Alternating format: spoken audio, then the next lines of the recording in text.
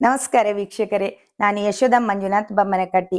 ತಮ್ಮೆಲ್ಲರಿಗೂ ನಮ್ಮ ಅದಮ್ಯ ವಾಹಿನಿಗೆ ಪ್ರೀತಿಯ ಸ್ವಾಗತ.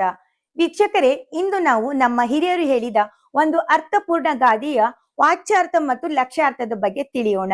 ಅದೇನೆಂದರೆ, ಅಕ್ಕ ಸತ್ತರೆ ಅಮಾವಾಸ್ಯೆ ನಿಲ್ಲುವುದೇ. ಈ ಗಾದೆಯ ಪದಗಳನ್ನ ಮಾತ್ರ ಕೇಳಿದರೆ ಅದು ಕಠಿಣವಾಗಿ ಅನಿಸಬಹುದು, ಆದರೆ ಇದರ ಒಳ ಅರ್ಥ ತುಂಬಾ ಆಳವಾಗಿದೆ.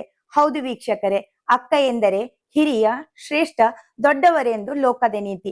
ಲೌಕಿಕವಾಗಿ ಹಿರಿಯರಿಗೆ ವಿಶೇಷ ಗೌರವ ಇದೆ. ಅಕ್ಕ ಹುಟ್ಟಿದಾಗ ಅಮಾವಾಸ್ಯೆ ಹುಟ್ಟಿಲ್ಲ, ಅಕ್ಕ ಸತ್ತರೆ ಅಮಾವಾಸ್ಯೆ ಸಾಯಬೇಕಿಲ್ಲ.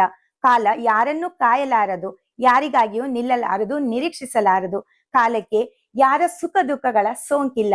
ಜಗದ ಜೀವನ ಸುಖ ದುಃಖಗಳ ಸಮ್ಮಿಲನ. ಕಾಲವು ಎಲ್ಲವನ್ನೂ ವ್ಯಾಪಿಸಿದೆ, ಮೀರಿದೆ.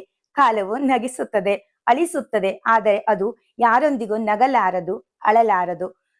ಇಂದಿನ ಜೀವನಕ್ಕೂ ಈ ಗಾದೆ ತುಂಬಾ ಸೂಕ್ತವಾಗಿದೆ. ಪರೀಕ್ಷೆಯಲ್ಲಿ ಸೋತರೆ ಜೀವನ ನಿಲ್ಲುವುದಿಲ್ಲ, ವ್ಯಾಪಾರದಲ್ಲಿ ನಷ್ಟವಾದರೆ ಅವಕಾಶಗಳು ಮುಗಿಯುವುದಿಲ್ಲ. ಒಂದು ವೈಫಲ್ಯದಿಂದ ಕನಸುಗಳನ್ನ ಕೈ ಬಿಡಬಾರದು, ಏಕೆಂದರೆ ಕಾಲ ಹೊಸ ಅವಕಾಶಗಳನ್ನ ತರುತ್ತದೆ. ಸ್ನೇಹಿತರೆ, ನಮ್ಮ ಹಿರಿಯರ ಗಾದೆಗಳು ಕೇವಲ ಮಾತುಗಳಲ್ಲ, ಅವು ಬದುಕನ್ನು ಸರಿದಾರಿಗೆ ತರುವ ಜ್ಞಾನ ಭಂಡಾರ. ವೀಕ್ಷಕರೇ, ಇಂತಹ ಪ್ರೇರಣಾದಾಯಕ ವಿಚಾರಗಳಿಗೆ ನಮ್ಮ ಅದಮ್ಯ ವಾಹಿನಿಯನ್ನ ತಪ್ಪದೆ ಲೈಕ್ ಮಾಡಿ, ಶೇರ್ ಮಾಡಿ, ಸಬ್ಸ್ಕ್ರೈಬ್ ಮಾಡಿ. ಮತ್ತೆ ಮುಂದಿನ ವಿಡಿಯೋದೊಂದಿಗೆ ಭೇಟಿಯಾಗೋಣ. ಅಲ್ಲಿಯವರೆಗೆ ನಮಸ್ಕಾರಗಳು.